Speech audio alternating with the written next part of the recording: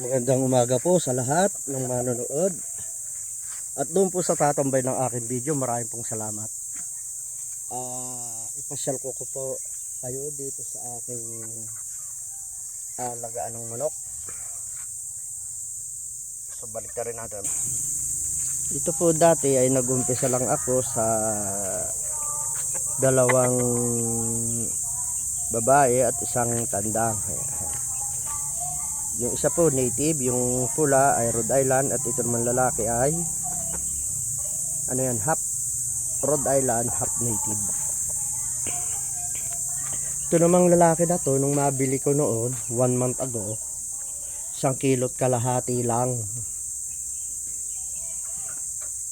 ang pagkakabili ko sa kanya. Ay 250 pesos ang per kilo. Tumitimbang siya ng 1.5 kilos.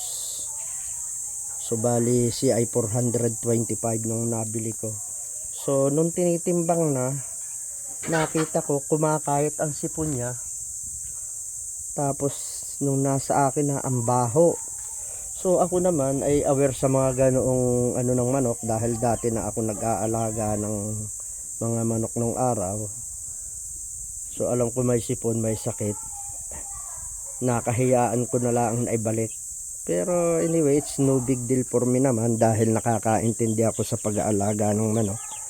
Ginamot ko na lang. Hindi naman tumagal ng 1 linggo, gumaling siya. Tapos hanggang sa unti-unti nang nawala yung amoy niyang mabaho. So ngayon, naririnig ko na ang boses niya, tumitilaok na rin. Talagang dati-dati hindi mo maririnig ang boses niya.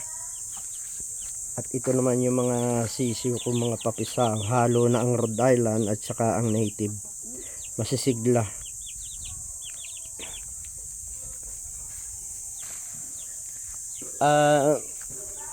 Nga po pala, bago po tayo matapos, ako po ay humihiling sa inyo na isang subscription. At kung mabigat man po sa inyo ang pagsusubscribe, kahit paki-like na rin po at paki-press na rin po ng notification button.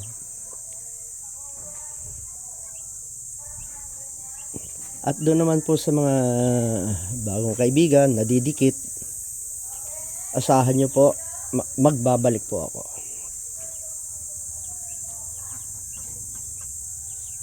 So ito po, may lumilimlim pang isa. Ayun po, naglilimlim. Ako po ang naiinip sa kanya. Hindi naman po talaga siya naglilimlim pa, nangingitlog pa. Ako inip na ako sa kanya. Ang itlog na yata niya mahigit ng 30, dapat stop na. Nakakaisang tray na nga po ang nakakain namin. Kasi po ang fertility ng itlog hanggang 15 days lang. Medyo pinag-aaralan ko kung paano ang preserve ng itlog para hindi masira. So sa ngayon, ipinag-iisipan ko kung gagawa ako ng sariling incubator or bibili na lang through online.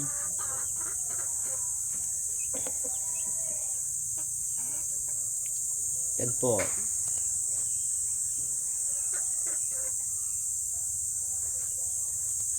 Ito naman po kasi ay ginagawa kong libangan, pero libangang nasa mga darating na panahon na baka ako ay kikita.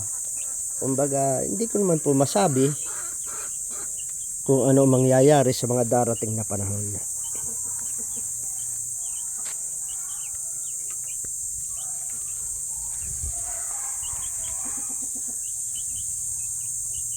Kasi po itong kinatatayuan ng aking manokan kalapit na eskwelahan. So pinag-iisipan ko kung ito'y pararamihin ko ba talaga, kasi baka naman mga moy ang kanyang mga dumi. Pero ang totoo po dyan talaga, ang aking inaalagaan, aking nililinis. So kung kita po ninyo yan, nilagyan ko talaga siya ng mga buha-buhangin para kung Yung mga dumi niya, madali na lang palahin. So, hanggang dito na lamang po. Marami pong salamat sa mga tumambay sa aking video.